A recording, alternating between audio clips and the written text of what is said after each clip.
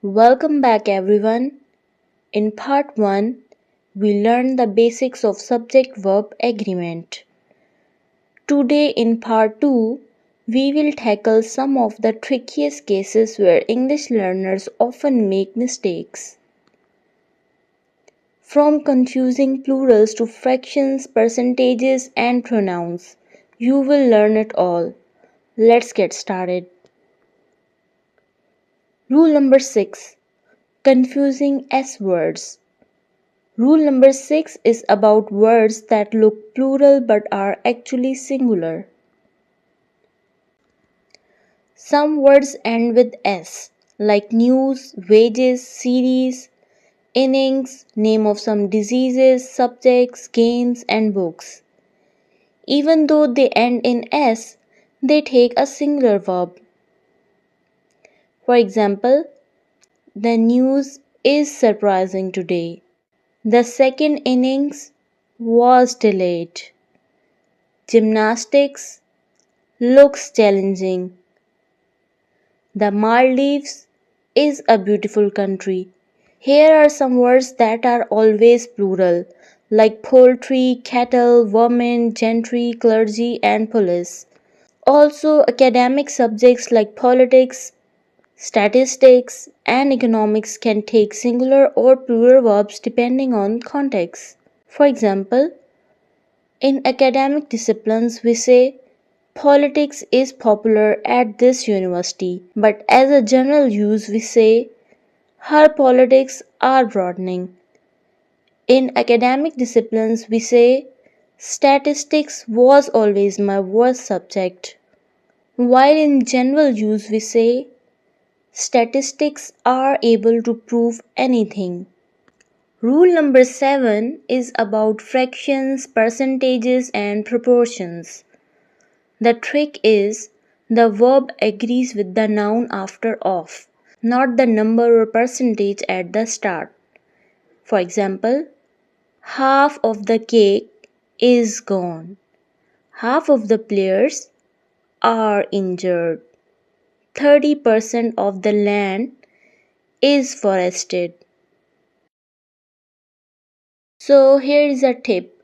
Always check the noun after of first. It decides the verb. Rule number 8 is about quantities and amounts. When a plural noun denotes a specific quantity considered as a whole, use a singular verb. For example, 10 kilometers is a long walk. 50,000 rupees is a large sum. But here are also some exceptions, such as a number of takes plural verb. A number of students are preparing, while the number of takes singular verb. The number of applicants is increasing. Plural indefinite pronoun subjects take plural verbs, such as several, few, both, many. For example, both do a great deal of work around the office. Some indefinite pronouns may be either singular or plural, such as some, any, none, almost. We use singular with uncountable and plural with countable. So here is a tip. Remember the word SANAM as a mnemonic device for some, any, none, all, and most. For example, some of the sugar is on the floor. Here sugar is uncountable, so the verb is singular. Some of the marbles are on the floor. Here marbles are plural, so we use are. Rule number 9 is about adjectives with the article the. When we put the before an adjective, it refers to a group of people, and adjective acts as a plural noun. So we always use a plural verb. For example, the rich are not always happy. The poor need more support.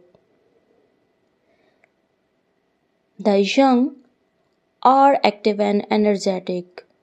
Remember, the plus adjective makes a plural noun that is followed by a plural verb.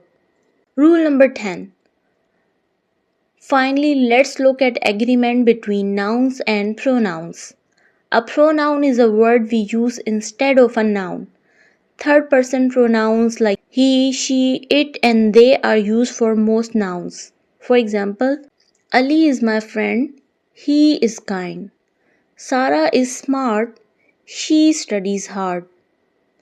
The students are in class, they are studying.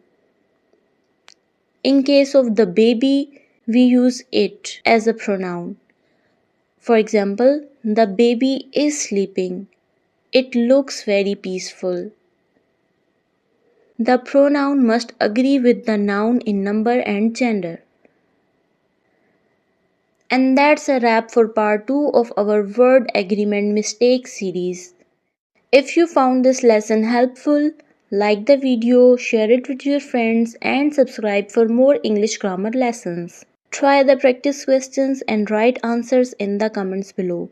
See you in part 3 where we will tackle even more tricky English rules.